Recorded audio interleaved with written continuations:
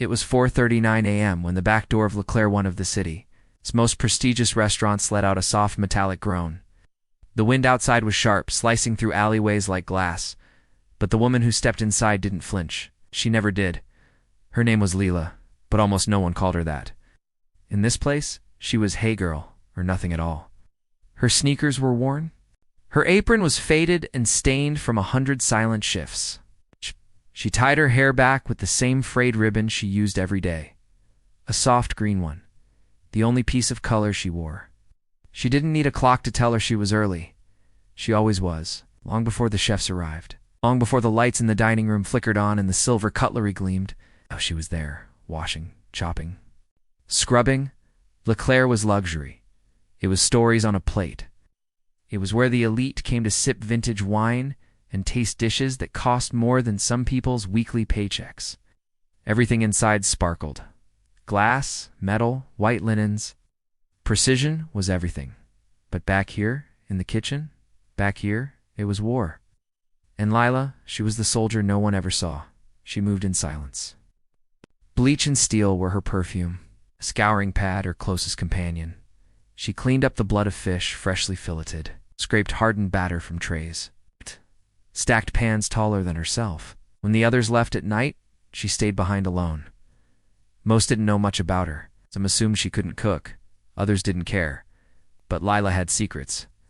Beneath that quiet exterior, beneath the crusted hands and aching back, lived memories of her grandmother's kitchen in the south, the warm cornbread pulled from the oven, of herbs dried on string above a window that caught the morning light. Before we continue, please do subscribe to my channel. Of love folded gently into every dish, so sometimes, when the kitchen had emptied and the silence finally stretched wide enough for her to breathe, she cooked, not to impress, not to prove a point, but because her heart needed to remember what it felt like to be seen. She used scraps, ends of salmon, a bruised tomato, leftover cream just shy of expiry. She took what the world had tossed aside, made it beautiful again. She didn't taste with a spoon, she felt. Each ingredient a note, in a song no one else could hear. And when the dish was ready, she never ate it. She sealed it in a metal container, initials LC, scrawled in the corner, and tucked it far, far back into the walk-in fridge. Behind crates of truffle oil and imported cheeses, no one ever saw, no one ever cared. Until one day, someone did. That morning, tension crackled in the air like a live wire. The executive chef, Chef Morris, known for his rage, his precision. His disdain for mistakes was in rare form. A food critic was rumored to be coming. A big one, a Michelin whisper. The kind of visit that could change a restaurant's fate. Orders were sharp, voices sharper, and amidst the chaos, a new line cook, half awake and panicked, rushed to prep mise en place. He grabbed the nearest sealed container from the fridge, didn't read the label, didn't ask, just assumed the dish was plated, seared. Salmon with an herb crust, mushrooms sautéed to velvet, cream zinged with lemon, and something almost floral. He sent it out. Table 4, no one noticed, until they did. The server came back with wide eyes. Table 4 asked to speak to the chef, he whispered. Chef Maurice didn't blink, waved him off. They said the server continued, "They've never tasted anything like it before. They want to know who made it." Right now. The kitchen froze. Maurice turned slowly, lips pursed. "What dish?" "Salmon." With the crust and lemon cream, Morris's brow furrowed. "We didn't plate salmon for table 4. Now, everyone stopped. Knives paused midair. Saucepans hissed in the background. Morris's voice dropped to a growl. Who plated that dish? The new line cook stepped forward, voice cracking. I thought it was yours, chef. I found it in the fridge, marked LC. Maurice's face turned pale, and then red, and then because behind them, slowly, quietly, a voice spoke. It was mine. Soft, steady. Lila didn't raise her voice. She didn't flinch. She stepped forward from the shadows. Her hands still damp from washing, her apron still stained. her heart beating so hard she thought it might burst. Everyone stared. No one spoke, because for the first time they saw her. Not the kitchen help, not the silent girl, but the one who had made a dish that brought a table of strangers to their feet. Chef Morris narrowed his eyes. The room waited, and somewhere far beyond that shining kitchen door, the critic waited too. The silence lingered.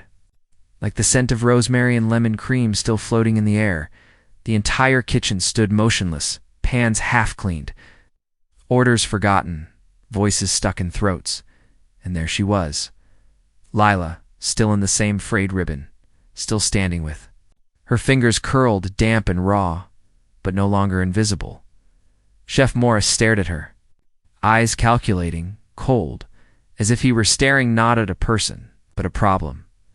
"You made that dish?" He said it slowly, like the words were too heavy to believe. Lila nodded. "I did." There was no pride in her voice, no defiance, only quiet. Truth. A truth that made some of the cooks shift uncomfortably, as if they'd just realized something they should have known long ago. But Maurice, he wasn't moved. He was threatened, because someone had slipped through the cracks, done something extraordinary. "Table 4 is asking for the chef," the server said again, gently now. "They're serious. Said it was the best thing they've ever tasted. They want to meet the mind behind it." Morris gritted his teeth. He could have lied, could have stepped into the light, and taken credit. He'd done it before. Many chefs had. But something about this moment was different. There were too many eyes, too, many whispers building like a tidal wave in the back of the house, and Lila, she didn't cower, didn't break eye contact. She was calm, and in that calm was power, a kind of power Maurice didn't understand. Finally, with a wave of his hand, he stepped aside. "Fine," he said. "Go." The kitchen exhaled, half in shock, half in disbelief. Lila wiped her hands on her apron. It was instinctual. She wasn't trying to impress. And then she walked through the silver door she'd never passed before, into the dining room. The room was golden. Soft lights shimmered against wine glasses and white porcelain plates. A cello played somewhere in the speakers. Wrapping the space in warm elegance, and at table 4 sat a man in his 60s, balding slightly, with eyes like storm clouds. A small leather notebook lay beside his plate, closed now. His fork rested gently against the edge of the bowl. When Lila approached, he looked up, and for a second, he said nothing, just studied her, as if searching her face for the answer to a question he'd never thought to ask. "You're the chef." She hesitated, then nodded. "I made the dish, I'm not the head chef here." The man smiled. "No, but you're a chef." He gestured for her to sit. She didn't, not out of fear, out of respect. This wasn't her world, not yet. He looked back at the nearly empty plate. "I've eaten salmon 100 different ways," he said softly, "but this, it was familiar and brand new all at once." He looked at her again. "How?" Lila breathed in through her nose. "It's something my grandmother used to make. She taught me how to cook with feeling, not just technique, to taste what memories bring out in people." She paused, then added, "I only cook when no one's around." That one was never meant to be served. The man sat back, folding his arms. "You've hidden this talent all this time?" Lila looked down. "I didn't hide it, just wasn't seen." A beat of silence passed, and then, without fanfare or ceremony, the man reached into his coat pocket, pulled out a card, and slid it toward her. "My name is Thomas Riley. I'm not just a critic. I own 3 restaurants across the coast, and I've never tasted a dish quite like yours. If you ever want a real kitchen, with your name on the door, call me." She stared at the card, then at him. The moment felt too large, too impossible. "Thank you," she whispered. He nodded. Once, then turned back to his plate, as if it were the most natural thing in the world, as if giving a woman her chance. Wasn't revolutionary. Back in the kitchen, everything had changed. Lila returned through the same silver door, but now, heads turned, eyes followed, and Morris. He didn't speak to her again that night, but he knew. They all did. Something had shifted. She was no longer just a shadow. That night, long after the final dish had been scrubbed, long after the staff had gone and the lights dimmed, Lila stood alone in the kitchen once more.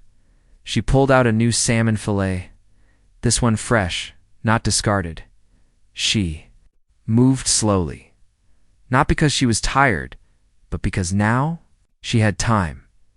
Each cut was a promise, each flame a memory reborn. And as the scent filled the room, bright, rich, familiar, she closed her eyes. For the first time, she was no longer cooking in the dark. The days that followed felt like dreams, gently folded into reality. Not loud, not sudden, just unfolding. Leela still showed up early, long before sunrise. She still wore her same old shoes, and that soft green ribbon that clung to her hair like a whisper. But now, when she entered the kitchen, people noticed. The head sous chef gave a slight nod. The dishwasher offered a small smile. The youngest line. Cook made room for her at the prep table. They didn't know how to talk to her just yet, but silence didn't mean ignorance anymore. It meant reverence. Even Chef Morris had grown quieter. He watched her more than he spoke, and though the scowl still carved his face, it looked different now, less like anger, more like caution. One evening, a new shipment arrived, fresh mussels. Wild herbs, baby carrots pulled straight from Black Soil. Maurice called for a tasting trial, something rare for the kitchen staff. Everyone knew he was searching, hoping to recapture the magic that had walked out to table 4. But no one could, not the senior sous, not the pastry lead, not even the executive assistant who had trained in France. None of the dishes moved him. And then, without announcement or ceremony, Lila stepped forward. She didn't ask. She didn't wait for permission. She took the mussels, trimmed the carrots, set a pot to boil. There were no measurements, just movement fluid. Gentle, sure, like someone dancing to a melody only. She could hear the kitchen watched. No one dared interrupt. Even Morris leaned in. Elbows on the counter, arms crossed but eyes open. She plated quietly. A shallow white bowl. Mussels steamed in white wine and citrus. With crushed garlic and thyme, carrots roasted until their sugars caramelized, nestled beside torn parsley and a swirl of lemon aioli. Maurice picked up a spoon. One bite, then another. He didn't speak, didn't nod, just stood there for a long while. Staring into the bowl then, wordlessly, pushed it aside and walked out. That was the moment the rest of the kitchen understood. He wasn't ignoring her. He was accepting her in his own silent, graceless way. He knew she was better. That night, Lila walked home beneath a sky painted in navy and silver. Her fingers smelled faintly of thyme and smoke. Her apron was stained, her body sore, but her chest was light, as if something had lifted from inside her, some weight she didn't know she'd been carrying all her life. When she reached her apartment, she turned the card over in her hands. Thomas Riley's name still gleamed in gold lettering. She hadn't called yet, not because she was afraid, but because she wasn't finished here, not yet. A week passed, then 2. Lila began creating staff meals, nothing fancy, just bowls of warmth passed between hands that once ignored hers. A chickpea stew, cornbread with chili honey butter, her mother's chicken, and rice with soft green okra on the side. Each dish became a thread, and slowly, quietly, she was stitching herself into the fabric of the kitchen one day. The youngest line cook sat beside her, eating her spiced lentils. "You ever think about opening your own place?" he asked between bites. She looked at him for a long second. "Used to," she said softly. "Back when I thought dreams were things you buried to survive." He paused, unsure, and she smiled. A real one, small, soft, like the sun peeking through a morning fog. "But now, I'm thinking again." Then, one cold Friday evening, letter arrived at the restaurant. It was handwritten. Thick cream paper, no return address. Chef Morris opened it at his desk. Alone inside were 2 sentences. The woman who made the salmon at table 4, she's the future of your kitchen if? You're smart enough to let her lead it.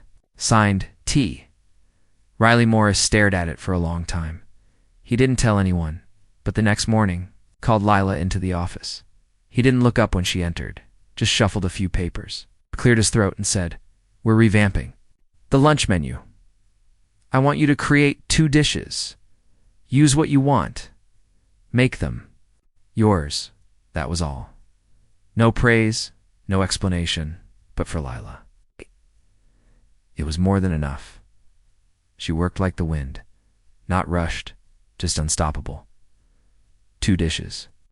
The first, a roasted squash risotto with charred leek oil, garnished with pomegranate and almond flakes.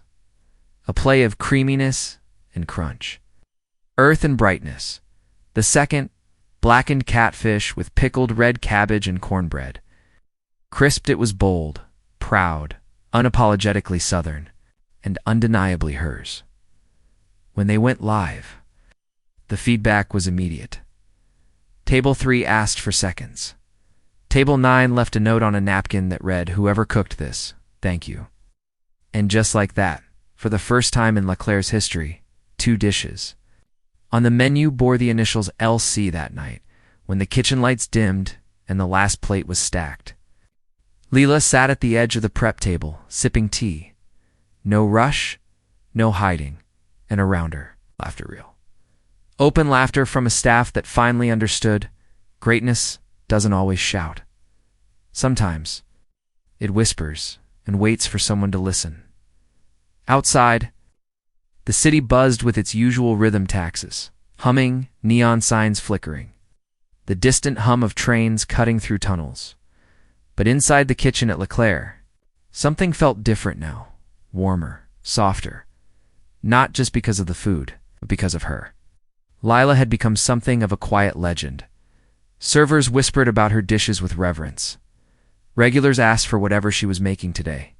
Even the bartenders started pairing custom drinks with her meals, calling it the LC experience. Still, she never acted like a star. She arrived early, stayed late, spoke only when needed, but when she did, it was with intention, and that gave her a kind of gravity. Even Chef Maurice had started shifting. He wasn't warm, not exactly, but he was. Less cold. Sometimes he'd hover while she cooked, arms crossed, pretending to be disinterested.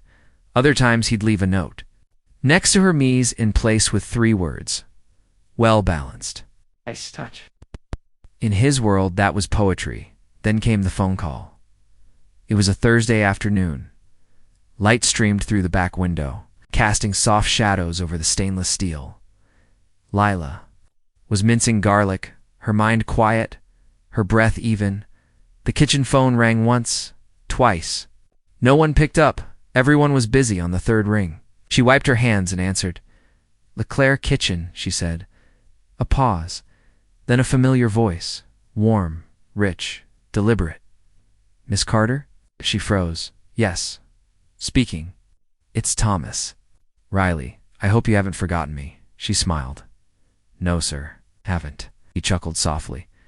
"I've been thinking about your food since the day I left, and I've been speaking to someone you might want to meet." Lila leaned against the counter, eyes narrowing just slightly. "Oh, she's an investor. Loves supporting underrepresented chefs, especially ones with stories like yours." Lila's chest tightened just a little. He continued, "She's opening a new space in the West Loop. Minimalist. 40 seats. She wants something soulful. Real. I told her I knew someone who could bring that." There was a pause. "Would you meet her?" Lila didn't answer right away. She looked around at the sink where she used to scrub alone, at the prep table that used to feel like a wall, at the place where her dreams had learned to whisper then speak then, finally. "Her," she said quietly. The meeting happened 3 days later. A small cafe. No cameras. Just 3 people around a table. Thomas, a woman named Claire Sharp Eyes, warm smile, and Lila, ribbon still tied, apron folded in her bag. Claire didn't ask about resumes, didn't quiz her on techniques. Instead, she asked, What does your food taste like? When no one's watching? Lila closed her eyes like porchlight evenings, like stories passed around a Sunday table, like the warmth that comes when silence is shared, not feared. Claire nodded slowly. I'd like to taste that. Weeks later, they signed papers. A 40-seat space on a quiet street, tucked between a bookstore and a plant shop. Exposed brick, copper. Lights, an open kitchen. It didn't have a name yet, but it had something more important. Lila's hands. Lila's heart. When she told the team at Leckler, they didn't act surprised. Morris nodded once. Solemnly, "You were never meant to stay in anyone's shadow," he said. Then after a pause, "If you ever need suppliers or staff, I know some good ones." The youngest line cook teared up. The pastry chef made her a card. The dishwasher baked her a pound cake with her name written in powdered sugar. And on her last night, they gave her a chef's coat. White, clean, heavy with meaning. On the collar, embroidered with perfect stitching. LC. She ran her fingers over the thread. It didn't feel like an ending. It felt like breath, like truth. The day the new restaurant opened, the sky was soft with clouds. The air smelled like rain that hadn't fallen yet. Inside, the kitchen glowed. There was no loud ribbon dash cutting, no grand announcement, but the tables were full. Old friends, new faces, even a few Leclerc regulars who had followed her name.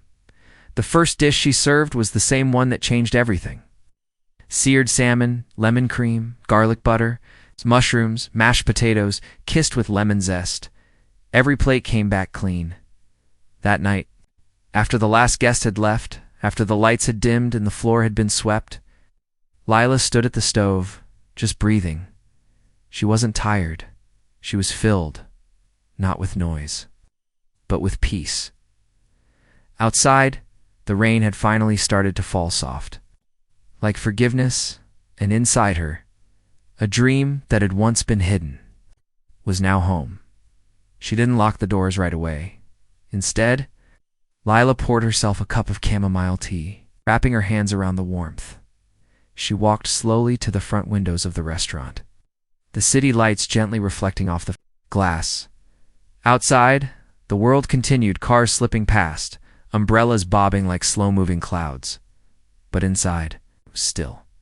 She let the quiet wrap around her like a favorite blanket. This place, these walls. This soft golden glow was hers.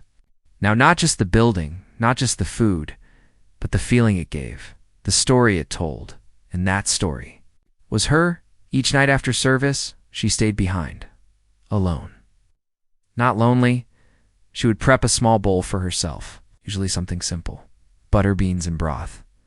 Leftover greens, cornmeal spoon bread, warm from the oven.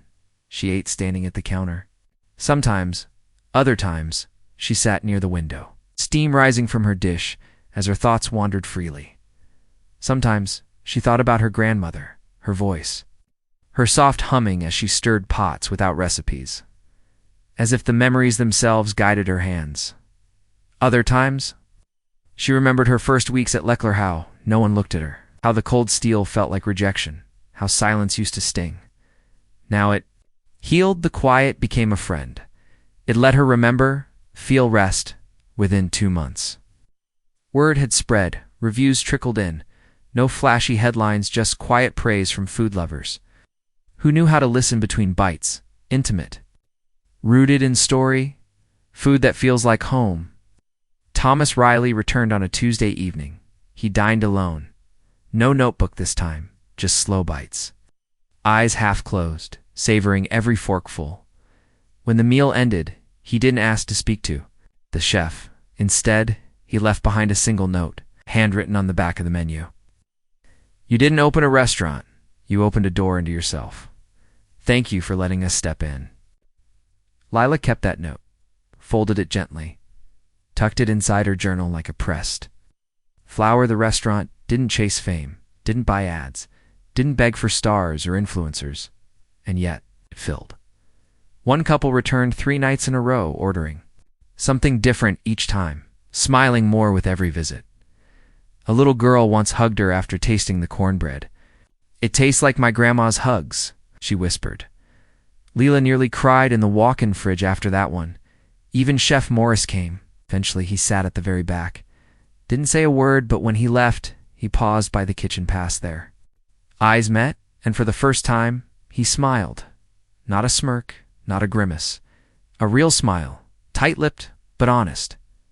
Then he nodded once and disappeared into the night. Leela began holding one special dinner each month. She called them quiet tables. No music, no phones, just food, just presence. Each table was served the same, 5 courses. Each dish told a piece of her story, from a childhood spent in a house that smelled of warm flour, to the days of scrubbing pans alone, to the bite that changed everything. Guests wrote down one word at the end of their meal. Not reviews, not ratings, just a word that stayed with them.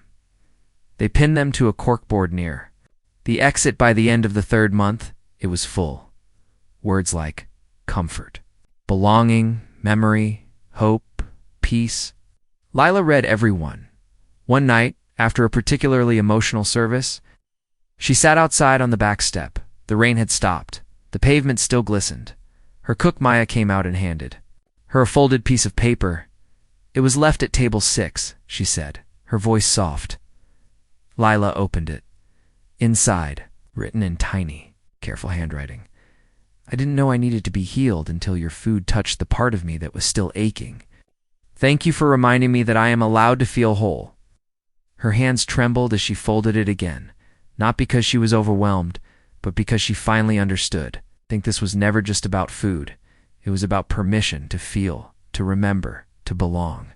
That night, before she went home, Leela walked back into the kitchen. She tied her ribbon tighter, even though no one was watching. Then she began to prep something just for herself. A dish she hadn't made since her childhood, one that smelled like her grandmother's. Apron, like soft Sunday mornings, like laughter in a tiny. Listened to memory, to silence, to love, and when it was done, she sat at the small corner table, alone in her restaurant, her home. The lights dimmed low. The only sound was her spoon tapping gently against the side of the bowl, and for the first time in a long, long while, she cried, not from sadness, but from arrival. She was here, now seen, known, heard. At last, the moment they stepped into the private dining room, felt like they had entered another world. Unlike the busy, clattering main hall, this space was silent. Softly lit by golden pendant lamps, casting long shadows across the polished wood table set for one, crystal glassware shimmered, and a single rose stood in a vase at the center, fresh. Dew still on its petals, the 4 SUVs had parked outside. The engines were still warm. Sierra didn't speak. Neither did Mr. Carter. They waited then. Footsteps, confident, slow, deliberate. From the hallway, a tall figure entered. His suit was immaculate, his shoes silent, his face calm but unreadable. He nodded at Carter, then at Sierra. "Double quotes, Mr. Durant will be joining us shortly," the man said. He asked that. "You begin with the amuse-bouche." Sierra stared at the small plate on the table. A delicate arrangement of pickled radish, foie gras, and a tiny edible flower. It looked like a painting, but her mouth was dry. "Who's Mr. Durant?" she finally asked, her voice low. The man didn't answer. Instead, he smiled, but not warmly. "You'll understand soon. I don't even know what this is." "A test." She looked at him, confused. He leaned back in his chair. "Everything here is a test. That boy, the one you fed every morning, he didn't just stumble into your diner." Sierra's breath caught. "What do you mean?" Carter nodded toward the door. "You passed the first part. Now let's see if you can pass the rest." She sat down slowly, her hands trembling. Amuse. Tasted like nothing she'd ever had. Rich, tangy, fleeting. It melted on her tongue, and then the door opened again. This time, the man who entered was older. Perhaps in his late 60s, dark-skinned with close-cropped gray hair, wearing a simple, tailored suit with no tie. His presence was quiet but overwhelming. Like gravity, he didn't walk, he glided. He stopped at the head of the table and studied Sierra. His eyes were sharp, but not unkind. "You served my grandson," he said. The words struck her like thunder. Grandson. Everything clicked into place. The quiet boy. The watchful eyes. The way he sat alone. Never spoke. Just listened. Act. He was being watched. Protected all along. "I didn't know." "Act," she began. "You weren't supposed to," the man said. "You treated him the same. Way you'd treat any stranger who looked hungry. That matters." "Hey." He turned to Carter. "You were right." Carter bowed his head slightly. Then Mr. Durant looked at her again. "I have a question, Sierra." She straightened. "Yes, sir." "You were given the power to change 100 lives overnight, but no one could ever know it was you. Would you still do it?" She didn't even blink. "Yes," he nodded. "Could then finish your meal." And with that, he left the room. Sierra stared at Carter. "What is this?" He smiled, but for the first time, it was warm. "It's your beginning. Would you like me to continue with segment 8? Sierra sat frozen, the taste of the amuse-bouche still lingering on her tongue, though the flavors now felt miles away.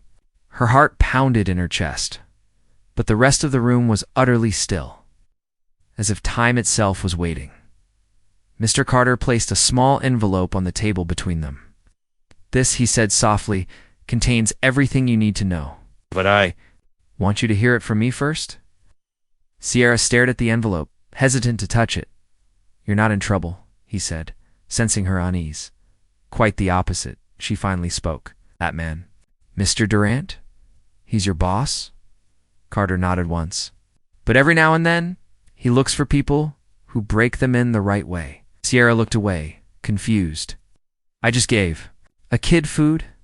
I didn't do anything big." Carter leaned forward, resting his arms on the table. "Exactly. You didn't do anything big. You did something small. Every day." So it caught his eye. "People want applause for grand gestures. But people like you," he smiled. "You changed the world a few forks at a time." Sierra's eyes misted. "You were watching me? Not always. But yes." "After?" "The boy mentioned you after. We saw how you treated him. We started watching. It's the way you kept your dignity in a place that didn't respect you. The way you walked to work in the rain without ever once asking for pity. You were already proving who you are." Sierra shook her head slowly, trying to grasp it all. "So, what do you want from me?" Carter tapped the envelope. "Open it." Her fingers trembled as she peeled back the flap. Inside was a heavy card, cream-colored, with embossed gold lettering. It read, "Durant Initiative Fellowship for those who act without recognition. Full placement, offer housing, salary, relocation assistance, effective immediately." She looked up. "I don't understand." "You're being offered a chance to join a global initiative," Carter explained. "A program that identifies people like you ordinary heroes and places them in roles where they can do what they do best. But with resources and support." "But I'm just a waitress," she whispered. "You were," he said. "Now, you're something else." That night, Sierra sat in her tiny apartment one last time. The air was heavy, her suitcase packed, her uniform folded neatly on the couch. She turned off the lamp and sat in the dark, staring at the city lights through the dusty window. Her phone buzzed once. A message from an unknown number. "Tomorrow, 7 a.m. car. We'll be outside. Dress comfortably." A new life doesn't need a uniform. She put the phone down and closed her eyes. For the first time in years, she didn't feel tired. She felt ready. The morning air was cool and oddly quiet, like the city itself was holding its breath. Sierra stepped outside her building with nothing but a duffel bag slung over her shoulder and the weight of everything she was leaving behind still clinging to her chest. The street was empty except for one sleek black SUV, idling quietly at the curb. A man in a charcoal suit exited the vehicle and gave a polite nod. "Miss Sierra?" She nodded. "I'll take that," he said. gently relieving her of the bag. As she slid into the back seat, Sierra looked back once, sat the cracked steps, the flickering hallway light in the building's lobby, the window where she'd watched. Storms roll in while dreaming of elsewhere. And then the door shut with a soft click. No goodbyes. No long looks, just forward. They drove in silence. The city passed by like a fading dream fast food joints, neon signs, laundromats, bus stops, her entire world shrinking behind tinted glass. She glanced at the driver. "Where are we going?" Dee smiled slightly. "First breakfast, then the next chapter." It looked like something out of a movie. Sleek jets parked under quiet floodlights. Men in headsets guiding them wordlessly across polished runways. A woman approached the car with a clipboard and a warm smile. "Sierra, welcome. We'll be wheels up in 15 minutes. Please follow me." The jet's interior was silent and serene. Cream leather seats, real wood trim. A scent like cedar and citrus. One other passenger sat near the window, gazing out, an elderly woman with kind eyes and long silver hair braided over her shoulder. She turned and smiled. "First time?" Sierra blinked. "Yes, you too." The woman chuckled. "No, dear, I was the first." The plane hummed gently as it ascended.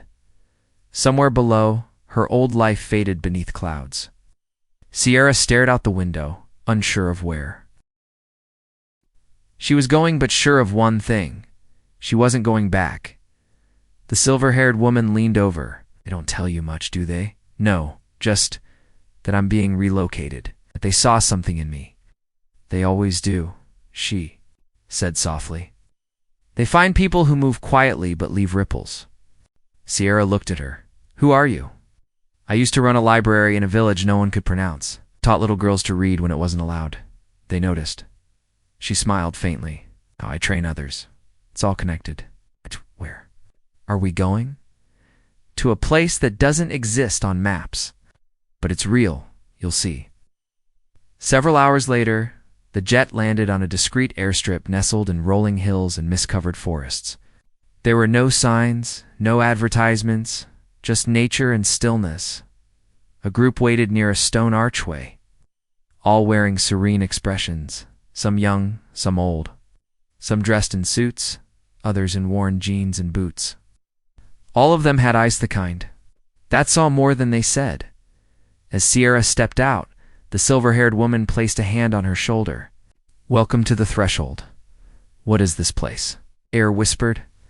The woman smiled. "It's where people like us learn who we really are." And with that, the crowd parted, revealing a wide stone path leading toward a distant campus. Surrounded by trees, gardens, and something almost sacred in the air, Sierra took her first step. Sierra stepped through the stone archway, her feet crunching softly against the gravel path. It wasn't just a new location, it felt like a different world. The air here was impossibly crisp, laced with pine and something floral she couldn't quite name. The sky above seemed deeper, more expansive. Even the silence was richer, like it had texture. She walked slowly, the silver-haired woman beside her. "Is this... a training camp?" Sierra asked quietly.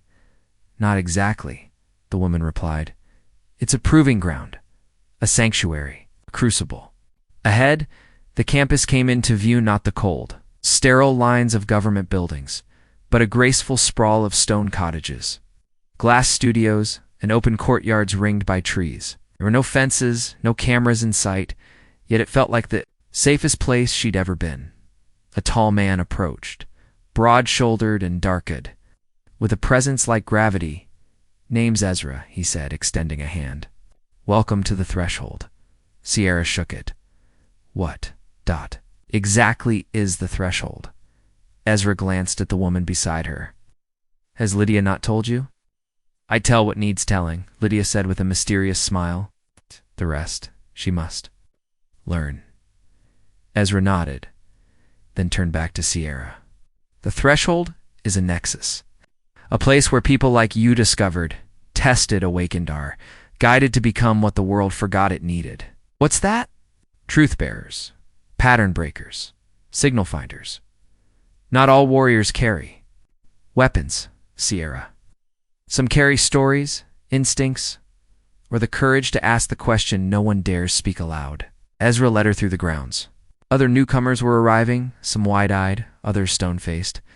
A woman with tattooed arms, a blindfolded boy walking with perfect grace. A man with hands like a pianist's and eyes that flicked like radar. "They're like me?" Sierra asked. Ezra smiled. "No one here is like anyone else. That's the point. What you share is potential. What you become is up to you." They reached a quiet stone cottage near a grove of plum trees. "This is yours," Ezra said. "Fresh clothes inside. There'll be orientation at dusk." Sierra stepped into the cottage. The space was simple but thoughtful and in sheets.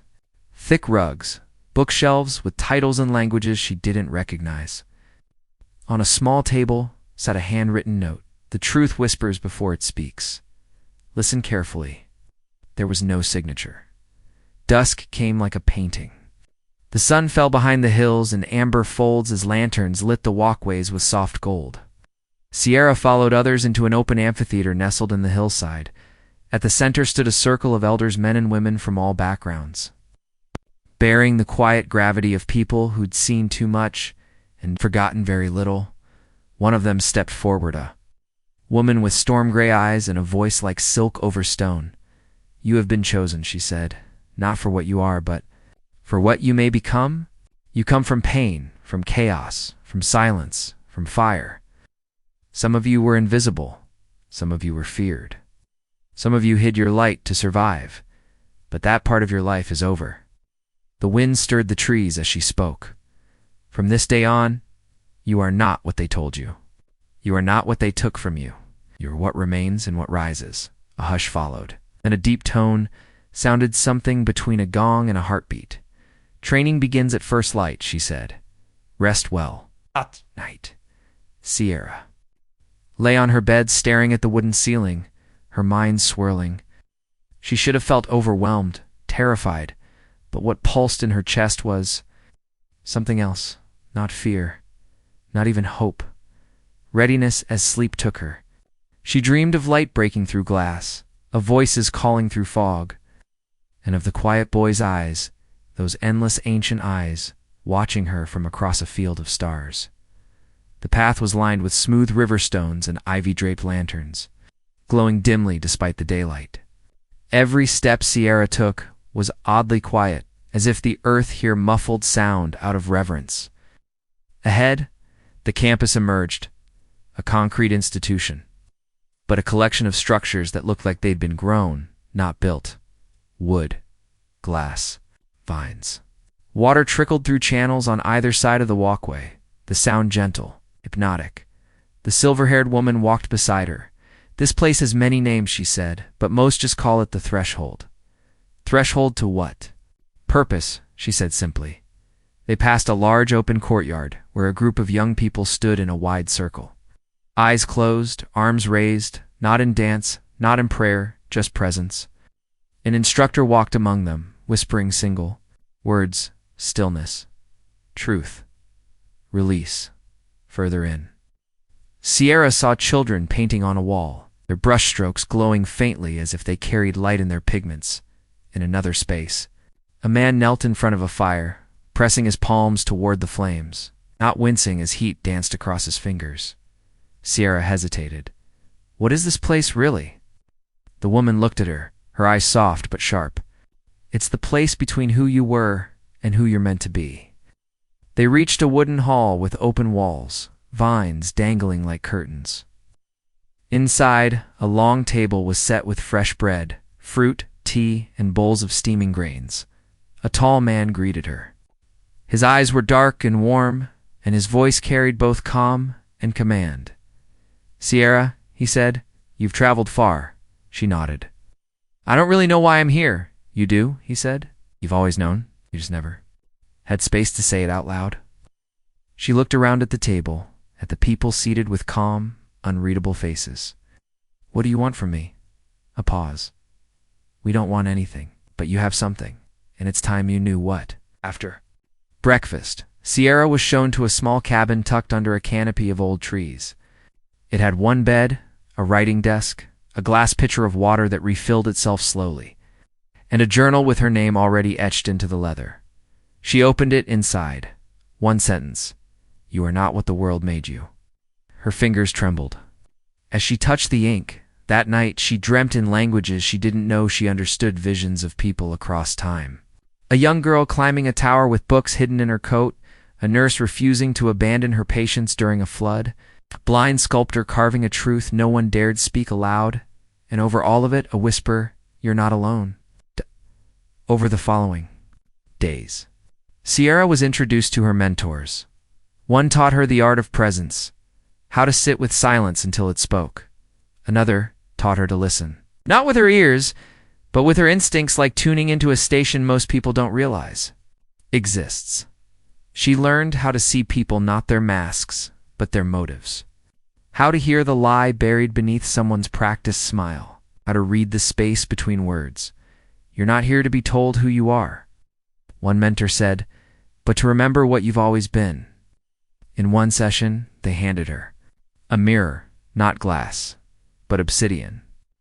She looked and saw not just her reflection, but every version of herself she'd hidden, denied, or buried. The child who cried alone in stairwells, the teenager who smiled while silently screaming, the woman who handed away pieces of herself just to be liked. She dropped the mirror, didn't break. "You don't break here," her mentor said. "You become." Days blurred, time stretched. Something inside her softened, then cracked, then bloomed. She wrote in her journal every night, at first clumsy, unsure. But the words became rivers. Her hands began to glow faintly when she pressed them to her chest. During meditation, and one night, as she walked through the garden, a child passed her, whispered something, and ran off. Sierra froze. The words the child had whispered were the same ones. Her mother used to sing in lullabies words she hadn't heard since the woman disappeared. "How did she?" she murmured. Somewhere in the trees, wind stirred like a memory. Waking up by the end of the second week, the man with dark eyes approached her again. "You're ready," he said. "For what?" "To return?" Sierra stared. "Return? To what?" He looked at her with a quiet sadness. "To the world. It still needs you." She opened her mouth to protest. She wasn't ready. She liked it here. But deep inside, a truth stirred. She was ready, not fully healed, not fully sure, but no longer silent, no longer small. She nodded. And just like that, the path home began. Sierra walked silently down the winding stone path, flanked by trees older than memory. Their leaves rustled gently, as if whispering ancient names. The air smelled of jasmine and moss. Somewhere in the distance, water trickled softly like the hush of forgotten prayers.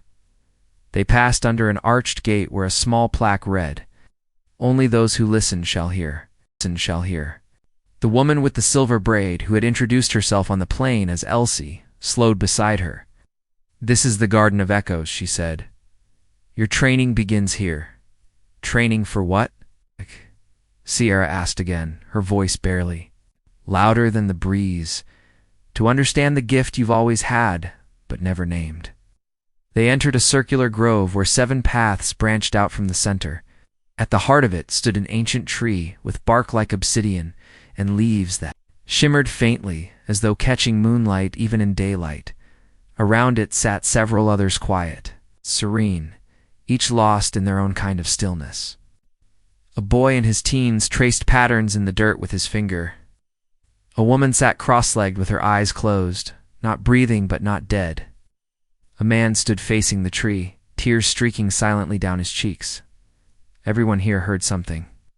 Elsie whispered, "Okay, call, a pull, a question they couldn't ignore. They didn't find us. We found them when they were finally quiet enough to hear."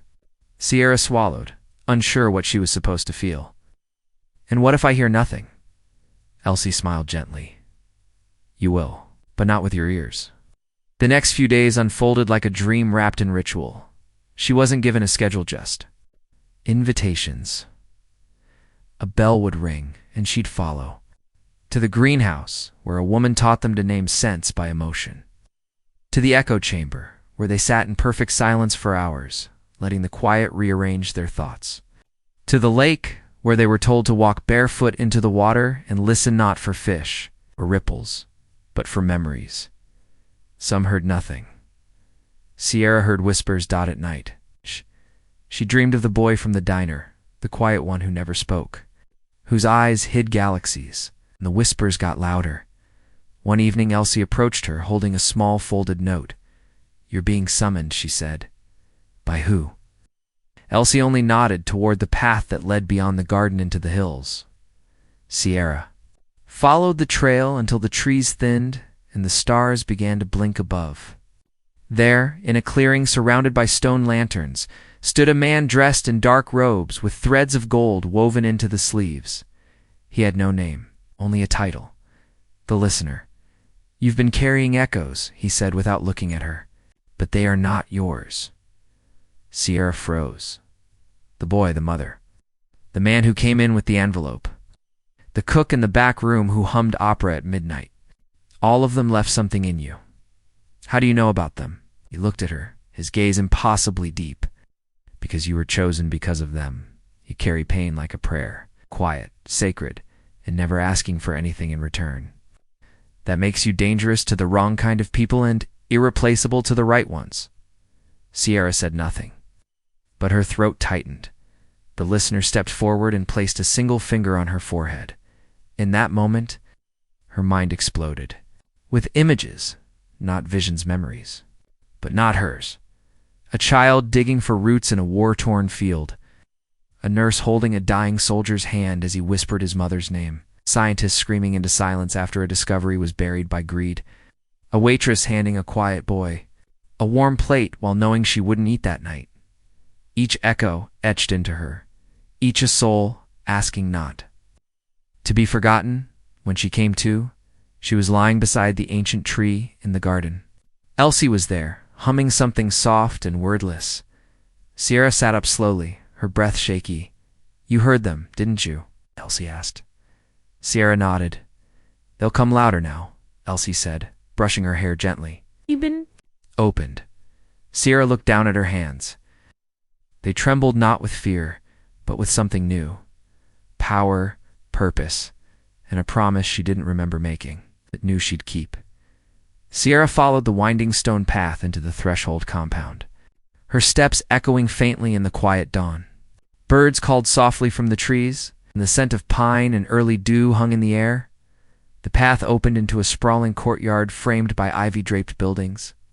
It was a curious blend of old-world charm and quiet modernity: stone towers, glass, walls, solar panels, moss-covered fountains that trickled gently into still pools. A woman in olive robes greeted her with a bow. "You may call me Elara. I will be your guide." Sierra nodded, unsure whether to speak. Elara gestured toward a narrow hallway.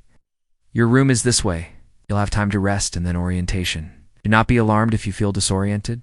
Most do. You've crossed into a frequency most never even hear." As Sierra walked behind her, she glanced at the others. She passed young people like her, older ones too. A man sweeping the garden paths nodded to her, his eyes kind. A teenage girl with ink-stained fingers scribbled equations into the dirt beside a greenhouse.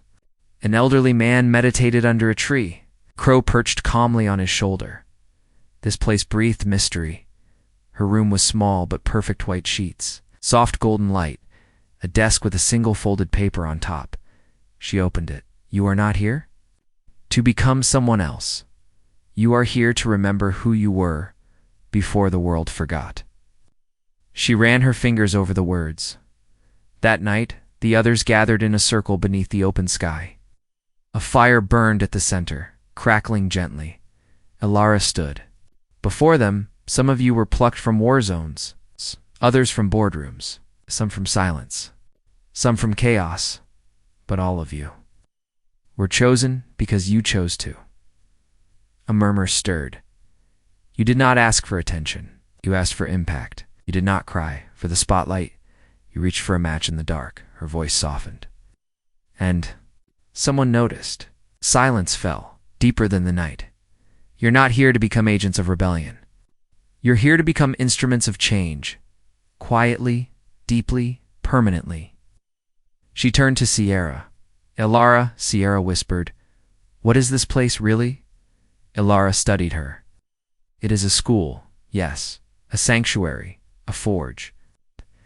But mostly," she leaned closer, "it is the echo of an old dream one, the world almost buried." Later, as Sierra lay in her cot under the soft glow of a skylight, she heard it, a faint humming like a lullaby carried by the stars. She closed her eyes and listened, and for the first time in her life, sleep welcomed her like an old friend.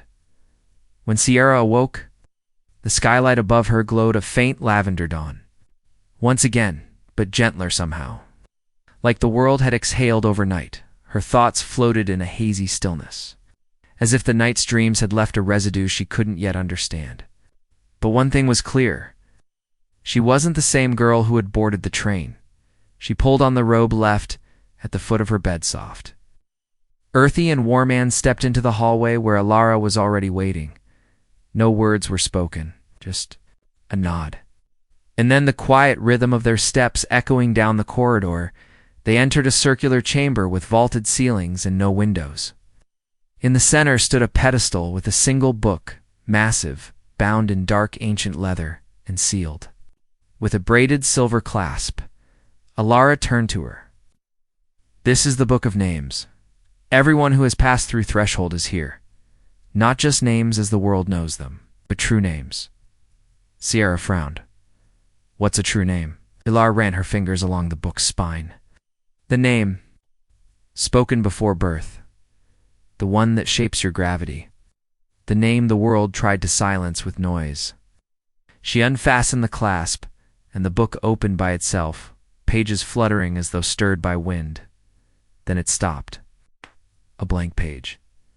Ilara handed Sierra a small silver stylus. "You must write your name." "But I already have not that name," Ilara said gently. "The one your heart speaks when it's finally quiet." Sierra looked down at the page. Her hand trembled slightly as she held the stylus, and for a moment her mind screamed. With doubt, then something shifted like a curtain. Pulled back, she remembered sitting under the weeping willow with her father. Making shapes in the dirt, she remembered the smell of rain-soaked leaves, and how it made her feel infinite. She remembered humming herself to sleep on nights when the silence felt too loud, and then, without thinking, she began to write. The name appeared slowly, glowing as if written with starlight. Not Sierra, something older, something truer. Ilara smiled faintly. "Now you're ready." They passed through a door hidden behind a tapestry and entered a chamber filled with thousands of glowing orbs, each floating, suspended in the air, spinning slowly. "Memories," Ilara said softly. "Some from you, some from those who came before, each one waiting to be seen." She lifted her hand, and one of the orbs drifted toward them. It pulsed softly, then opened like a flower. Inside, Sierra saw herself age 7, kneeling beside a bird with a broken wing, whispering too. It threw tears. She had stayed there for hours, shielding it from the rain with her coat. "You were never taught kindness," Ilara said. "You were born with it." The orb closed, drifting back into the sea of lights. Sierra turned to her. "Are we going to change the world?" "No," Ilara said gently. "We're going to remind it." That night, Sierra sat beside the fire alone. The others had gone to their quarters, but sleep hadn't come. She stared into the flames, then noticed someone sitting across from her, the older man with the crow. On his shoulder, he hadn't spoken to anyone since her arrival. Now he looked at her with deep, knowing eyes. "Did you find it?" he asked. "My name?" she replied. He smiled. "No, your why." She paused, then whispered, "I think I'm beginning to." He nodded, then reached into his coat and pulled out a small, folded slip of paper. "You'll need this soon.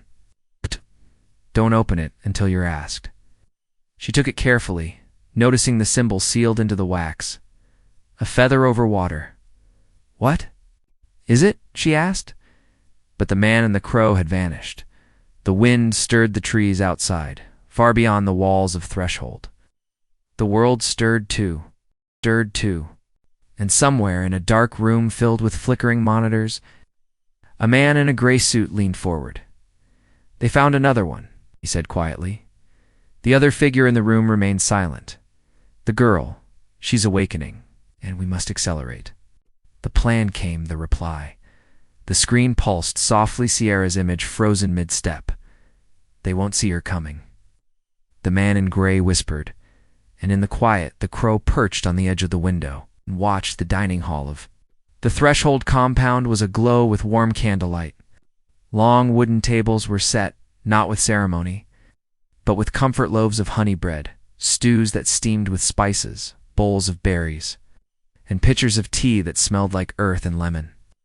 Laughter rose and fell like waves, softened, genuine. Sierra sat at the edge, a quiet smile on her face. Across from her was Leon, the boy with the suit-dark eyes who had taught her to fold coded messages into origami. Beside him, Mara, who had once refused to speak but now recited poetry. In 5 languages. These were no longer strangers. They were family at the head of the room. Ilara stood.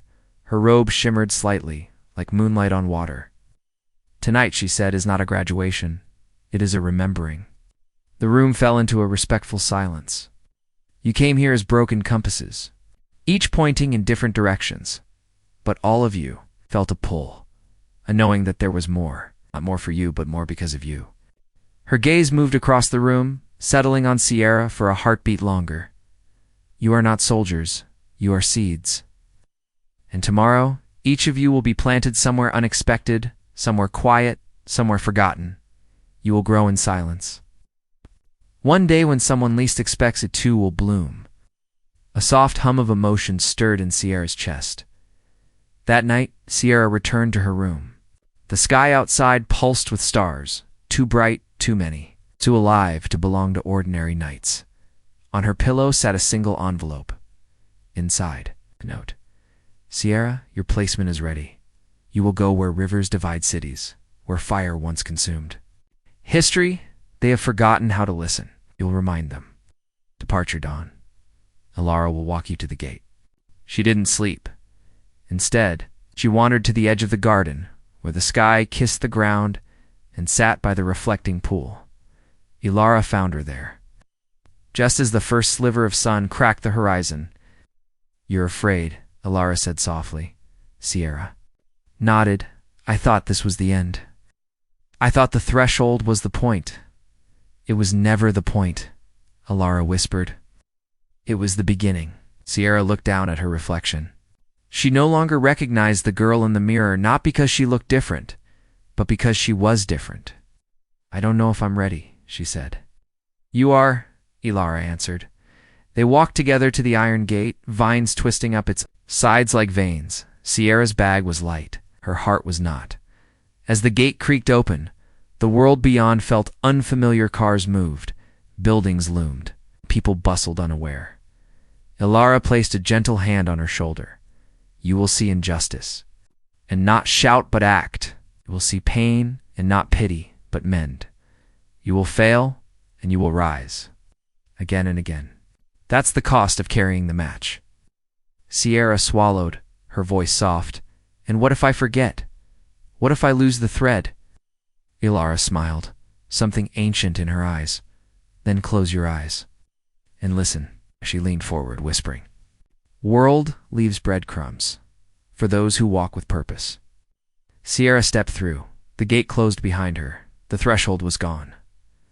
6 years later, in a sleepy city, tucked behind a forgotten bookstore. A quiet cafe served tea with strange herbs and handwritten messages under every saucer. A waitress worked there. She had kind eyes, said very little, but those who walked in heavy left lighter. Those who walked in silent found words, and those who had long stopped believing in goodness started again. No one knew her real name, but every now and then, when a child stared too long, when an elder smiled with recognition, when a melody hummed from an empty room, you could feel it. She was still carrying the match and lighting fires. Where the world had forgotten how to see, the end.